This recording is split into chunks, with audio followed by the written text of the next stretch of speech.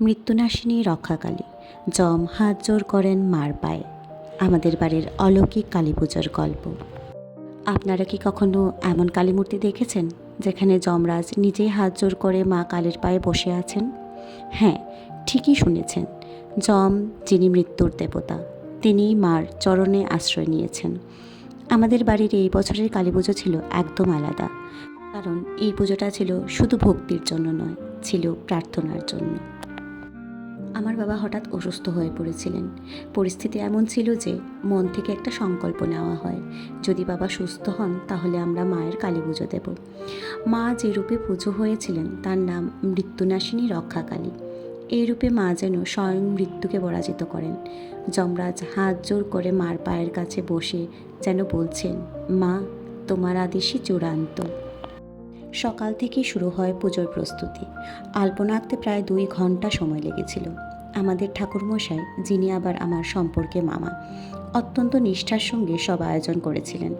ধূপ, দ্বীপ, ফুল, বেলপাতা, চারদিকে যেন এক অপূর্ব পবিত্র পরিবেশ ভরে গিয়েছিল। পুজো শেষ হলো যজ্ঞ। আগুনের শিখা, মন্ত্রাচরণ আর ঢাকের মৃদু আওয়াজ সব মিলিয়ে এক অদ্ভুত শক্তির অনুভূতি হয়েছিল। সত্যি বলতে কি, নানা রকম প্রসাদ আর খাবারের ভিড়ে আমি খুব একটা যেতে পারিনি, কিন্তু রাতের আনন্দ ছিল অন্যরকম। আমার ছেলে অল্প ঢাক বাজালো, মা বাবা মিলিয়ে আরতি করলো, আর আমরা সবাই মিলে একটু নাচ গান করে দিনটা শেষ করলাম। সেই মুহূর্তগুলো যেন শুধু একটা পুজো নয়, একটা বিশ্বাসের উদযাপনা ছিল।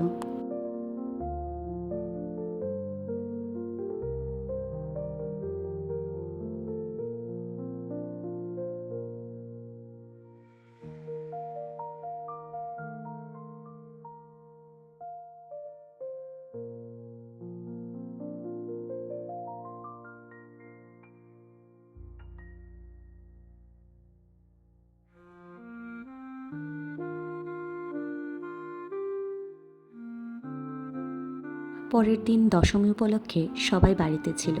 মামা, মামি, মেসোমশাই, মাসি সবাই মিলে বাড়ির কাজ করছিলাম।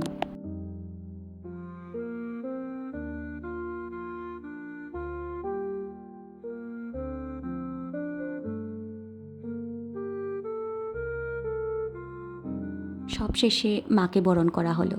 একটু রং খেলাও হয়ে গেল। হাসি আনন্দের মাঝে মাকে এক নির্দিষ্ট স্থানে প্রতিষ্ঠা করা হলো।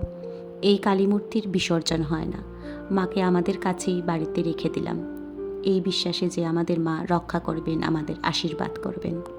বিশ্বাস জিনিসটা খুবই অদ্ভুত। এই বিশ্বাস যে মা আমাদের সবাইকেই রক্ষা করে রাখবেন। জয় মা মৃত্যুনাশিনী রক্ষাকালী মায়ের জয়। ভিডিওটি ভালো লাগলে একটা লাইক করে দেবেন, আর কমেন্ট করে জানাবেন মায়ের কি আপনারা এমন রূপ আগে কখনো দেখেছেন, আর সাবস্ক্রাইব করতে আমাকে ভুলবেন না।